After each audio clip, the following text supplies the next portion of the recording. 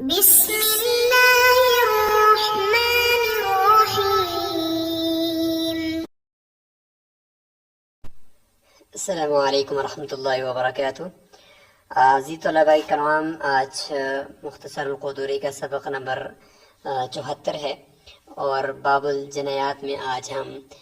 حصہ دوم پڑھ رہے ہیں، اور حصہ دوم میں حج کے دوران جو ممنوع افعال ہیں ان میں سے بے وضو طواف کرنا اور واجب کو ترک کر دینا، واجب کے اندر تاخیر، اور اسی طریقے سے حرم کے اندر شکار کرنے کی وجہ سے، یعنی کون سا شکار ممنوع ہے اور کون سا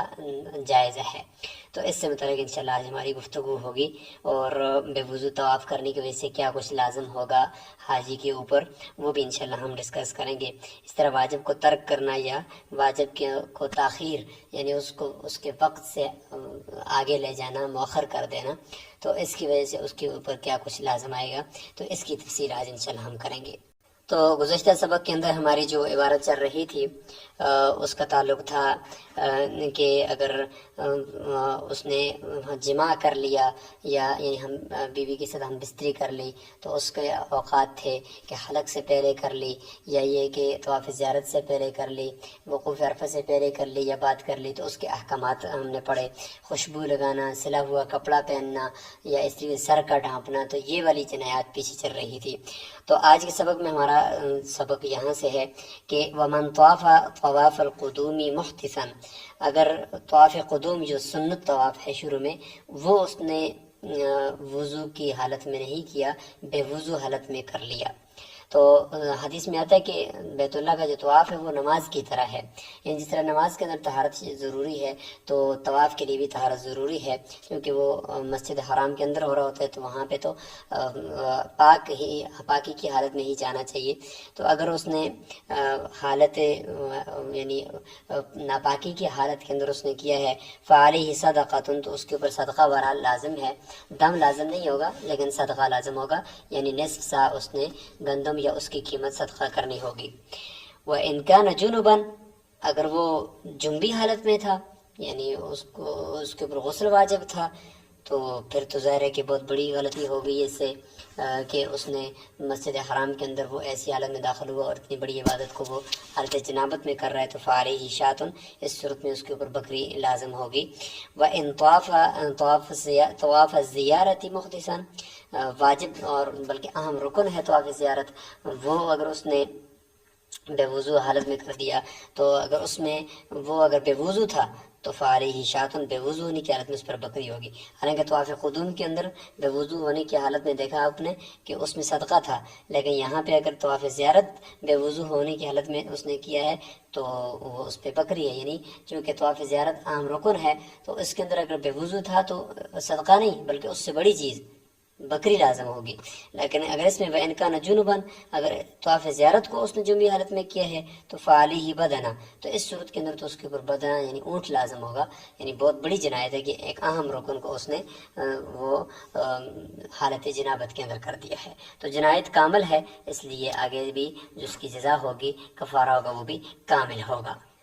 اچھا، اب یہ ہے کہ طواف زیارت اس نے حالت جنابت میں تو کر دیا ہے، تو کیا یہ طواف ہو گیا ہے؟ تو صحیح قول کے مطابق طواف تو اس کا ہو گیا ہے، لیکن گنہگار ہوا کہ اس نے اس حالت میں کیا ہے اور اس کے اوپر یہ دم لازم ہوگا۔ لیکن کیا وہاں پہ ہوتے ہوئے اس طواف کو دوبارہ کرے یا نہ کرے؟ تو فرمایا والافضل ان یعید الطواف، افضل یہ ہے کہ وہ طواف کو لوٹائے، ما دام بمکہ، اگر وہ مکہ کے اندر ہے، یعنی جب تک وہ مکہ میں ہے تو اس کو دوبارہ کر سکتا ہے، لیکن یاد رکھیں کہ جب تک وہ مکہ کے اندر ہے اور اس نے یہ طواف دوبارہ کر لیا پاکی کی حالت میں، تو یہ دم اس سے ساقط ہو جائے گا۔ ظاہر ہے کہ جو نقصان ہوا تھا اس کی وجہ سے دم ہم نے لازم کیا تھا، تو جب اس نے اس کا ازالہ کر دیا کہ دوبارہ طواف کر دیے تو ولا ذبح علیہ، تو اس صورت میں پھر اس کے اوپر ذبح کرنا جانور کو لازم نہیں ہے۔ ومن طواف طواف الصدر محدثا، طواف صدر اگر کسی نے وہ کر لیا ہے، یعنی وہ بھی ایک واجب طواف ہے، تو اگر وہ بے وضو حالت میں کر دیا ہے تو فعلیہ صدقہ، اس صورت میں اس کے اوپر صدقہ لازم ہوگا۔ لیکن وہ انکان جرمن، اس میں اگر جنبی تھا، حالت جنابت میں تھا، غسل اس پر لازم تھا، فعلیہ شاۃ، تو اس صورت میں اس کے اوپر بکری لازم ہوگی، کیونکہ جنایت جہاں پہ کامل ہوتی ہے تو وہاں پہ پھر اس کے بدلے میں جو کفارہ ہوتا ہے یا جزا ہوتی ہے وہ بھی کامل ہوتی ہے۔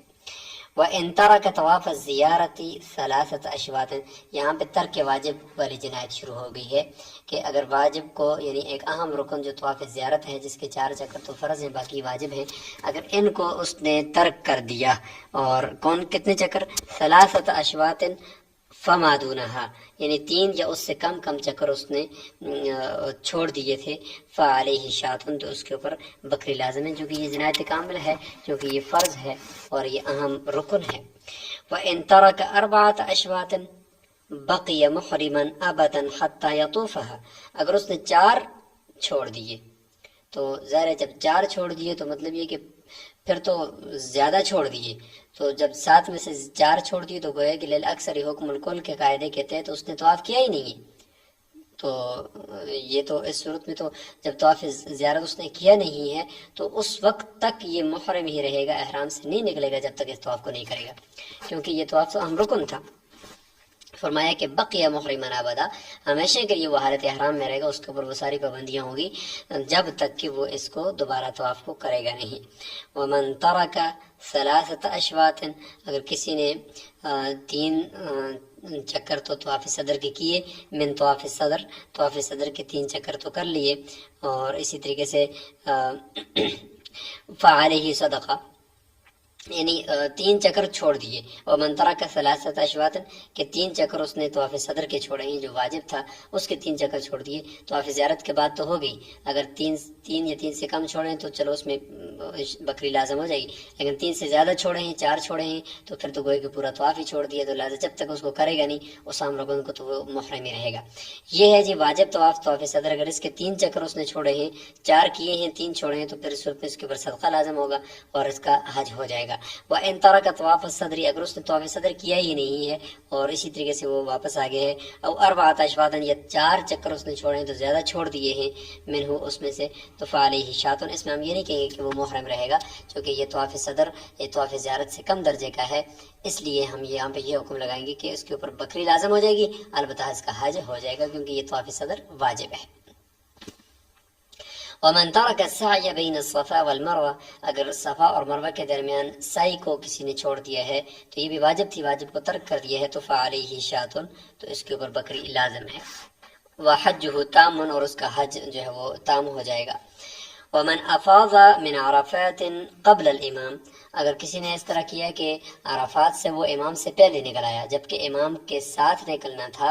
اور غروب آفتاب کے بعد نکلنا تھا، یہ پہلے نکل آیا، تو اس نے بھی یہ ایک غلط کام کیا ہے، ظاہر ہے کہ ایک اہم رکن جو وقوف عرفہ تھا اس میں کوتاہی کر دی ہے، تو فعلیہ دم، تو دم لازم ہوگا۔ ومن ترک الوقوف بمزدلفہ، اگر مزدلفہ کے اندر وقوف کسی نے ترک کر دیا اور وہ وہاں پہ ٹھہرا ہی نہیں ہے تو یہ بھی واجب تھا، لہذا واجب کو ترک کر دیا، تو فعلیہ دم، تو دم لازم ہو جائے گا۔ ومن ترک رمی الجمار فی الایام کلھا، اگر تمام دنوں کے اندر اس نے رمی جمار، شیطانوں کو کنکریاں مارنے کو چھوڑ دیا اور اس نے یہ کام نہیں کیا تو ظاہر ہے کہ وہ واجب تھا اور اس واجب کو ترک کیا ہے، تو فعلیہ دم، جنایت کامل ہے تو لہذا دم لازم ہوگا۔ وَإِن تَرَكَ رَمْيَ إِحْدَى الْجِمَارِ الثَّلَاثِ،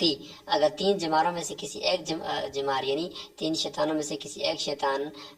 کو کنکریاں اس نے نہیں ماری، باقی کو ماری ہیں، تو اس کا مطلب بھی یہی ہے کہ اس نے پورے واجب کو نہیں چھوڑا، کچھ کو چھوڑا ہے، تو فعلیہ صدقۃ، تو صدقہ لازم ہوگا، دم لازم نہیں ہوگا۔ وَإِن تَرَكَ رَمْيَ جَمْرَةِ الْعَقَبَةِ عقبتی فی یوم النہر، یوم نہر کے دن جمرہ عقبہ ایک ہی جمرہ کی نفی ہوتی وہ رمی ہوتی ہے، وہ رمی اس نے نہیں کی، ان کو کنکریاں نہیں ماری، تو ظاہر ہے کہ کوئی کہ ایک دن کی کامل جنایت ہوگی، ایک دن کی کامل جنایت، کیونکہ اس دن میں تو رمی کا جو فعل تھا اس دن کا وہ صرف ایک ہی جمرہ کو کرنا تھا، جبکہ اس نے چھوڑ دیا، اس کو کیا ہی نہیں ہے، تو گویا کہ کامل جنایت ہے، فعلیہ دم، لہذا صورت میں دم لازم ہوگا۔ یاد رکھیں کہ باقی دنوں کے اندر 11، 12، 13 ذوالحجہ کو جو رمی کرنی پڑتی ہے تو وہ کامل فعل کا کب ہوتا ہے؟ جب تینوں جمار کی رمی کرے، تو اس کو کہتے ہیں کہ یہ کامل رمی ہے۔ اور 10 ذوالحجہ کو جو رمی ہوتی ہے وہ کامل رمی صرف ایک ہی ہے، ایک ہی جمرہ کو کرنا کامل رمی، لہذا اگر اس میں کمی آئی ہے تو گویا کہ رمی کی ہی نہیں ہے، اس دن کا رمی چھوڑ دیا اس نے۔ اور باقی 3 دنوں کے اندر جب تک تینوں کو کیا ہے تو ہم یہ کہیں گے بھائی اس نے کامل رمی، کامل کنکریاں مارنے کے عمل کو اس نے سر انجام دے دیا ہے۔ اگر ان میں سے کوئی ایک اس سے رہ گیا تو ہم یہ کہیں گے اس میں نقص آ گیا ہے۔ اس لیے فرمایا کہ اگر اس نے جمرہ عقبہ یعنی ایک جمرہ کی رمی جو کی جاتی ہے جو یوم نحر کے دن، اگر وہ ساری چھوڑ دی تو گویا کہ کامل جنایت ہے، فعلیہ دم۔ ومن اخر، یہاں سے تاخیر، واجب کی تاخیر والی جو جنایت ہم نے پڑھی تھی وہ شروع ہو چکی ہے کہ ومن اخر الحلق، اگر کوئی حلق سر منڈوانے کو اس نے مؤخر کر دیا، حتی مضت ایام النہر، ایام نہر بھی مکمل ہو گئے، 13 ذوالحجہ سے بھی اوپر چلا گیا وقت اور اس نے ابھی تک سر نہیں منڈوایا، تو فرمایا کہ فعلیہ دم عند ابی حنیفہ، امام صاحب کا نزدیک دم لازم ہوگا کیونکہ جنایت کاملہ ہے اور اس کو واجب کو جس وقت میں کرنا تھا وہ وقت، اس وقت سے اس نے اس کو ڈیلے کر دیا، آگے کر دیا ہے، لہٰذا جنایت کامل ہے۔ وَكَذَلِكَ، اور یہی حکم ہے اس صورت میں بھی دم ہی لازم ہوگا، ان اخر طواف الزیارتی، اگر طواف زیارت کو مؤخر کر لیتا ہے، یعنی طواف زیارت تو کرنا تھا اس نے 10، 11، 12 ذوالحجہ، ان تینوں کے اندر اس نے کرنا تھا، جبکہ اس نے ان تینوں دنوں میں نہیں کیا اور اس سے 13 سے 14 ذوالحجہ ہو گیا تو اس نے مؤخر کر دیا ہے، تو امام صاحب کے نزدیک اس پہ بھی دم لازم آئے گا۔ تو یہاں تک زمین بات جو ہوئی ہے وہ احرام کی وجہ سے جو پابندیاں محرم کے اوپر آتی ہیں ان کی بات تھی، وہ 9 قسم کی تھی جو ہم نے مائنڈ میپ میں سبق نمبر 73 کے اندر آپ کو بتائی تھی۔ آگے جو بات ہے وہ یہ ہے کہ حرم جو ہے خانہ کعبہ کے ارد گرد کا علاقہ جو حرم ہے، مسجد حرام جہاں پر ہے، تو اس کے گھاس، اس کا شکار خشکی والا، اس کی جتنی بھی چیزیں ہیں احرام کی حالت میں جب بندہ جاتا ہے تو ان سب کا اس نے خیال رکھنا ہے۔ ومن دخلہ کان آمنا کی ان کا تقاضے کے تحت بھی کہ وہاں کی ہر چیز کو امن ہے اور اس کے گھاس کو اس نے نہیں کاٹنا، اس کے جانوروں کے ساتھ اس نے نہیں چھیڑ چھاڑ کرنی۔ البتہ یہ کہ چیل اور اسی طریقے سے چوہا، ان کے بارے میں حدیث میں آیا، اس طریقے سے 3-4 اور بھی ہیں کہ وہ چونکہ ایسے ہیں کہ نقصان دہ ہیں تو ان کو جہاں پر بھی ہو مارنے کا حکم ہے۔ اس کے علاوہ باقی مویشی ہیں، جانور ہیں، چاہے حرام ہو یا حلال جانور ہوں، شکار کے ساتھ ان کا تعلق ہو یا نہ ہو، لیکن یہ کسی حالت میں بھی محرم کے لیے یہ جائز نہیں ہوتا کہ وہ ان کو شکار کرے یا ان کو مار دے۔ اس طریقے سے نباتات ہیں وہاں کی کھیتی ہیں تو احرام کی حالت میں ان کو بھی نہیں، ویسے بھی اس کی حفاظت کرنی ہے لیکن احرام کی حالت میں پابندیاں اور بڑھ جاتی ہیں۔ تو انشاءاللہ اگلے سبق کے اندر ہم ان کو اچھے طریقے سے ان کو سمجھیں گے کہ حرم کی وجہ سے کیا کیا محرم کے اوپر پابندیاں آتی ہیں۔ احرام کی وجہ سے جو تھی وہ یہاں تک مکمل ہو چکی ہیں۔ آپ سے آج کا سوال یہ ہے کہ احرام کی حالت میں کون کون سی پابندیاں ہیں اور ان پابندیوں کی وجہ سے کیا کچھ لازم آتا ہے، اس کا کیا قاعدہ ہے، اور وہ قاعدہ میں خلاصے کے طور پر ایک بتا بھی دیتا ہوں کہ جنایت کامل ہے تو دم ہے، جنایت ناقص ہے تو صدقہ ہے۔ دم کہتے ہیں کہ بکری ذبح کی جائے اور وہ بکری بھی یا بکرا ذبح کیا جائے یا دمبا یا بھیڑ ذبح کی جائے، کچھ بھی کی جائے، لیکن وہ چونکہ یہ دم ہے تو لہٰذا یہ اس کے اندر شرائط بھی ہونی چاہیے کہ وہ 1 سال سے کم کی نہ ہو اور کرنے بھی حرم کے اندر ہے، جبکہ صدقہ وہ نصف سا ہے، اس کی قیمت دے، حرم میں دے یا غیر حرم میں دے، اس کی اجازت ہے۔ السلام علیکم ورحمۃ اللہ وبرکاتہ۔